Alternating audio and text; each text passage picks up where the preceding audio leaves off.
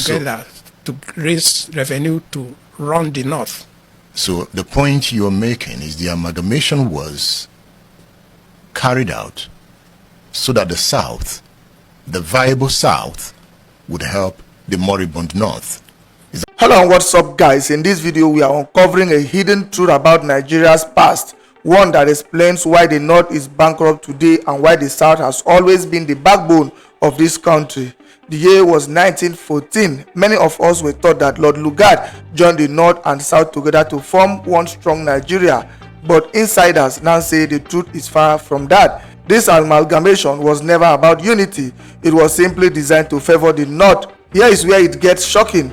At that time, the North was not viable at all. Lugard refused help from the Home Office in London and even brought in his own brother instead of a proper administrator. Nepotism at its very worst, right at the birth of Nigeria. Because of that, the North could not raise revenue, it could not develop, and the people suffered greatly. By 1950, there wasn't a single university graduate from the entire northern region. When Sir Clifford succeeded Lugard, he lamented openly that in 20 years of Lugard's rule, not even one Northerner was qualified for the smallest government job. So what did Lugard do? He turned to the South. The South was viable, full of resources, and Lagos colony was added as a third factor. And just like that, the amalgamation was sealed, not to build a united country, but to use the South's wealth to sustain the North. More than 100 years later, people are still asking, did Lugard set up Nigeria on a broken foundation? Is this why the country's politics and development remain stuck today? Guys, I will let you watch this video for yourself so you can see exactly what I'm talking about. Also, don't forget to like, share, and subscribe to this channel if you haven't already done so. Take a look, guys, and remember to share your thoughts after watching. Now that you have taken us to Lugard, let's read from your book. Here you were quoting Dame Margaret Panham, who said in her biography of Lord Lugard, there was a gloomy feeling that Britain, in its deal to take over Nigeria, was being let in for a bad bargain. You said, consequently, as Nicholson noted, the main difficulties in the amalgamation of the North and South Protectorate could be traced back to Lugard's own achievements in the North. There, instead of administering things and developing services, Lugard had been preoccupied with the widespread extension of rule over the people, an undertaking so unprofitable that he made amalgamation of the viable South and the bankrupt North both far more urgent from the point of view of the home government. I'm interested in this point. Bankrupt North, viable South. Yes. How? It's interesting that people don't learn from history, and it's also interesting that the Nigerian politics today, still goes back to this issue of you have two separate countries, the North and the South, and if you like, the Lagos colony as a third factor, brought together by Lugard simply because of his political agenda. The North was not viable for Lugard because Lugard refused the Home Office from sending an administrator to him. He actually made his brother, he introduced nepotism at its worst level to Nigeria. So instead of allowing the Home Office to send an administrator, Lugard resisted it. So he could not raise revenue, he could not develop the place, he could not do anything to help the people. And that's what we are still suffering from today, that the North, was far behind. There was no one university graduate from Nigeria from northern Nigeria in 1950. And when his successor took over from him, he lamented that for 20 years of Lugard's administration, there was no one qualified for the least job from the North. You're talking about Sir Clifford here. Yeah. He took over from Lugard. Lugard. And by the time he took over, there was no one from the North. So the whole problem that we had about development started with Lord Lugard and the way he administered the northern Nigeria before northern Nigeria became unprofitable and needed to bring the southern Nigeria together to raise revenue to run the north. So the point you're making is the amalgamation was carried out so that the South, the viable South, would help the moribund North. Is that a point? Correct. You've also made a point that the North was a country on its own and the South a country on its own. In a way. The Northern Protectorate, the Southern Protectorate. Yes. And the Lagos colony. And the Lagos colony. Do you feel Lugard should not have amalgamated the protectorates? He had no choice because there was no way he could run the place without finance. And the only way he could do it was to bring it together. Unfortunately for him, he had people in power to help him. He would not have even been qualified because there was case against him for his activities in South Africa, before he was taken to Nigeria.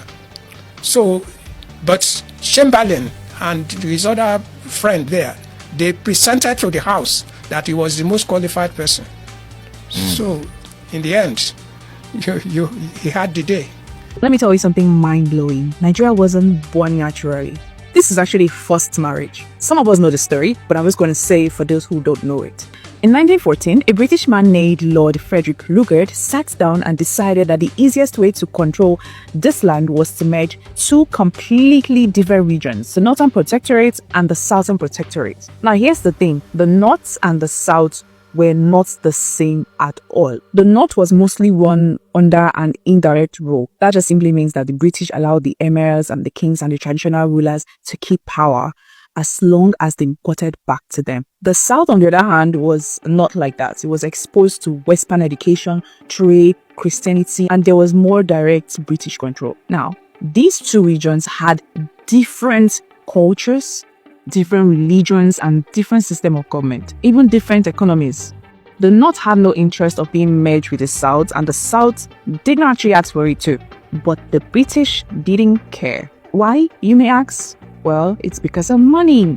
The Southern Protectorate was wealthier and generating more revenue through trade and taxes, while the Northern Protectorate was struggling financially. And then Lugard thought, why not merge them? The South can pay the bills for the North. And just like that, on the 1st of January 1914, Nigeria as we know it was created. No referendum, no consultation with the people, no consent. Just a decision made thousands of miles away from us. Nigeria was never created to succeed. We were not designed to succeed. Now, if you want people to succeed, you need to tell them as to why they should come together. What drives that opinion? You can't force people into a marriage. That's why we have a word called rape.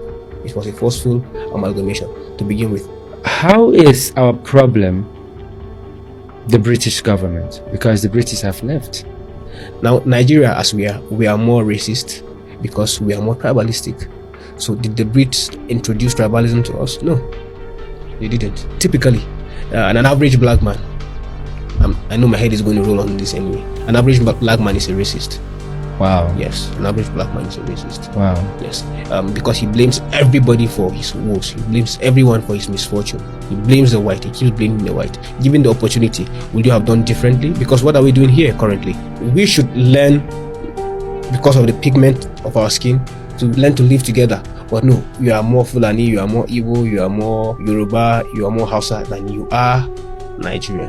That's a problem, number one. Number two, we inherited corruption from. Okay, so those that are saying that the amalgamation of Nigeria was some white people did it, are talking crap.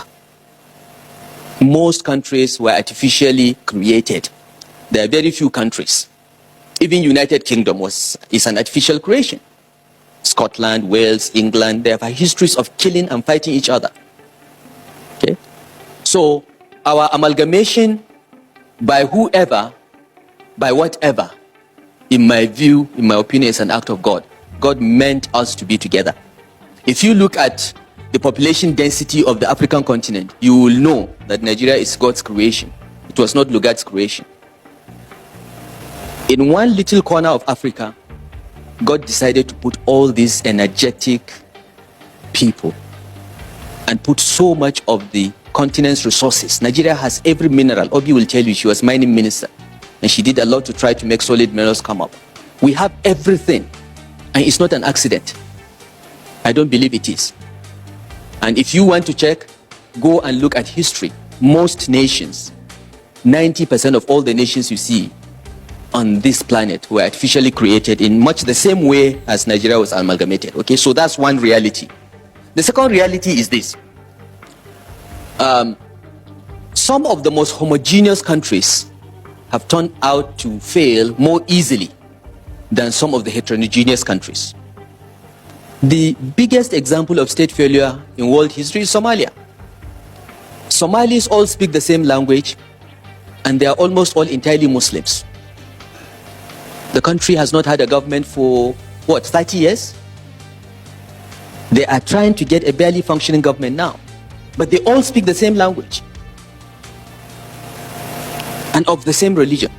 So clearly, having the same language and religion is not a panacea for unity. And some of the most diverse countries in terms of religion, culture, and everything, like United States of America, another artificial creation, by the way, is today one of the greatest countries on the planet. Okay? So please don't tell me that because we have Hausa, Igbo, Yoruba, Igbira, and so on, we should not be one country. Don't tell me that. Okay? The reality is this. We have a choice to live and work together. It is not your religion, it is not your ethnic group, it is not the language you speak that matters. It is a choice you make to give everyone his rights and to be fair and just to your neighbor. If you can adopt that principle, which is in all the scriptures, both Islamic, Jewish, and Christian scriptures, if we adopt that instead of praying all the time, but not pray, practice it, Nigeria and the whole world will have peace. We must decide we want to build a nation. We must accept that God created Nigeria to be the beacon of hope for all black people. Otherwise, why are we so many in this part of the country? Look at Niger.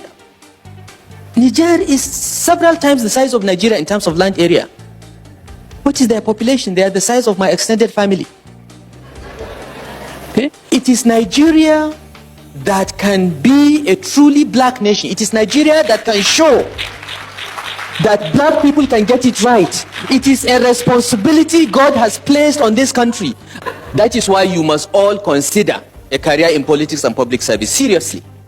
Because if good people are not in politics, James Ibori will be in politics.